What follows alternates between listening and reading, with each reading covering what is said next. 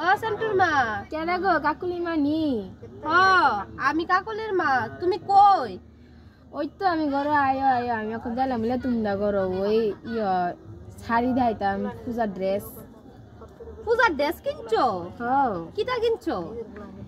ওই দেখো না সিন্টু বাপে আমার অত বড় কানের কিনা দিছে, জামদানি শাড়ি কিনা দিছে।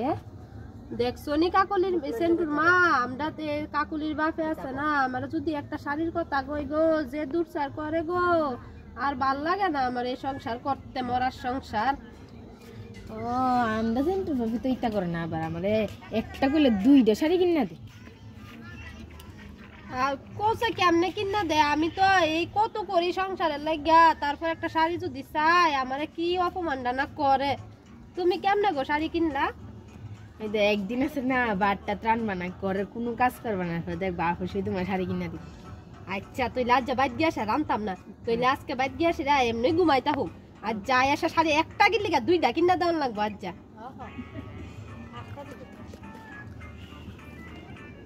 ও সেন্টুর মা, সেন্টুর মা গো, তুমি কই? জানো নি তোমার কথা শুনে আসিরা কালকে গিয়ে আসিরা ভাত তরকারি কিচ্ছু রাঁধছি না, আর আমার কাকুলির বাপে আয়া পিঠটা পুরা তক্তা করে লাইছে, আমার কোমরের আড্ডি উড্ডি সব লড়াই লাইছে। তুমি কি কথা কইছো? আমার শাড়ি নি কিনা দিব, আমার কোমরটা শেষ দেখো, আমার কোমরটা। আরে দেখো গিয়া কমল আমার, আমি খুব বুদ্ধি দিয়ে আমি তোর কইছি আর ভিডিও ফিটা খাইছে, এরপরে দিয়ে শাড়ি কিনে দিছে। আমিও তো এমন তোর ফিটা খাই এই শাড়ি কিনি। তুমি পিঠা খেয়ে এসে কিনছো? তো লাজ্জা আবার পিঠা খাবো গিয়ে আসিরা, তুই লাজ্জা আবার খাবো পিঠা, তুই যাই। হ্যাঁ আচ্ছা।